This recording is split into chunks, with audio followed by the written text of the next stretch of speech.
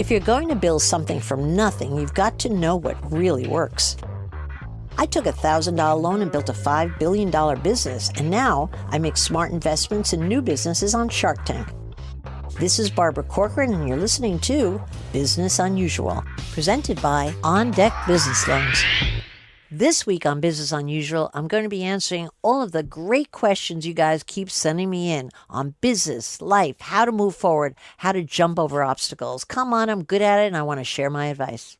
But first, every successful investment I've ever made was a partnership, and I'm here to tell you why partnerships are so effective if you want to build a business. First, let me tell you my story. I started my business all by myself. But by the second year, I realized very well what I was good at and what I wasn't. The things that I was good at were all the outside things like marketing and publicity and recruiting, all the things that took that kind of big personality to draw people in and lead a business. But I sure understood that I wasn't very good at some of the other things that were really needed if I was going to grow a business, like getting financing, doing legal reviews, handling personnel. These are all the inside jobs that are key to any business today, but I wasn't very good at them. That's when I realized I needed a partner, and lucky for me, I found my opposite in Esther Kaplan. She did all the stuff that I didn't like doing, and I did all the stuff she didn't like doing, and together we built a huge business. I've invested in dozens of businesses that were in partnerships, but I can tell you not one is a big success. And the reason for that is I'm putting my money all in one basket. If that one person doesn't have everything, and how many of us have everything? Very few. I'm going to lose my money, and that's exactly what happens. So I say, partnerships are the best way to build any business, but you gotta have partners that are opposite to make that relationship be what it ought to be. Now I take you to today. All of the businesses that are making the most money on, the ones that have the biggest upside potential, are all led by the same kind of partnerships. You have Cousins Maine Lobster. The two guys that run that business are total opposites, and they have a strong fence between them as to who's in charge of what, and boy, can they rock and roll in building that business. Then I have Grace and Lace. Two people married to each other, but totally opposite. One is super creative, the other person totally into numbers. I have Comfy, the dough bar, and the list goes on and on and on. But what do they have in common? They have partners who are opposite to one another.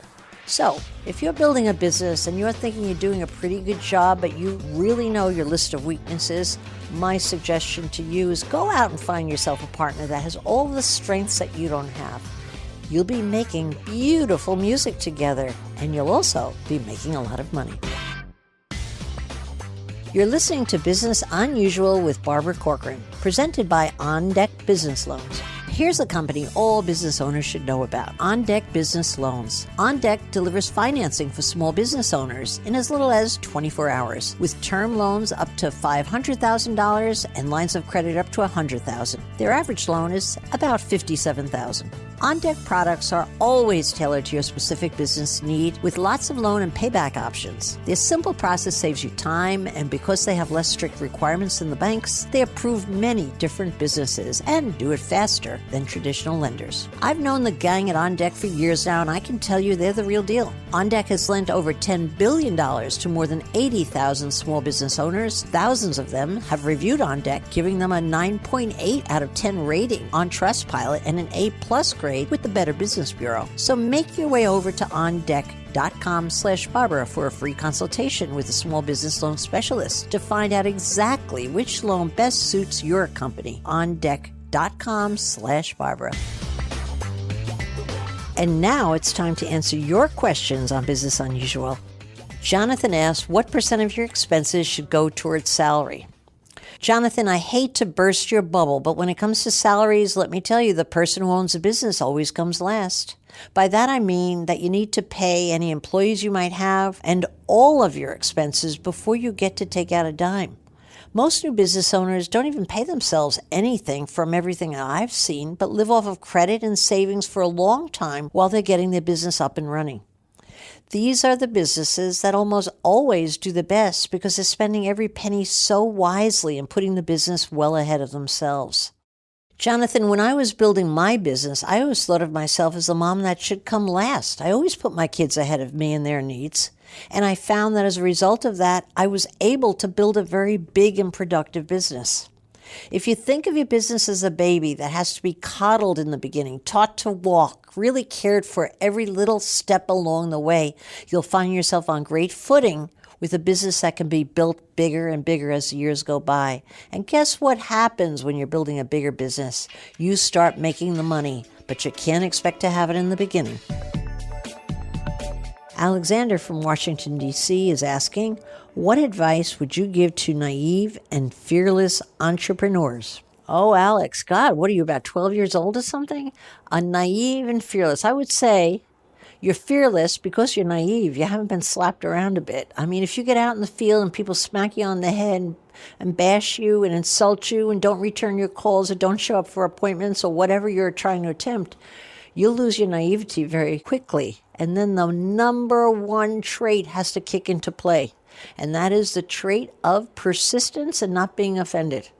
Because you're naive because you're inexperienced. When you get the experience, you won't be naive. But I'll tell you the one great benefit you have now, just now for maybe the first 6 months before you get that terrible experience, is you don't know what to be afraid of. So this is a time to dream big, set your sights on who you want to be when you grow up and be a big hit, and get that in your head and never let it go. Because as you're naive, you can visualize that. Once you get beaten up a bit, it's harder to dream. So get the dream set now, and then wait until you learn how to be persistent when the first big bump comes your way. And that's all the questions we have time for today. If you have a question, tweet it at Barbara Corcoran, and I may just answer it on a future episode.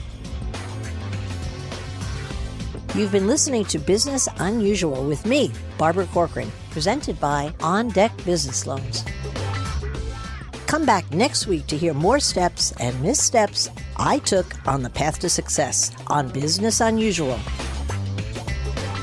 Business Unusual is part of the iHeartRadio Podcast Network. Be sure to follow Business Unusual on iHeartRadio or subscribe wherever you listen to podcasts.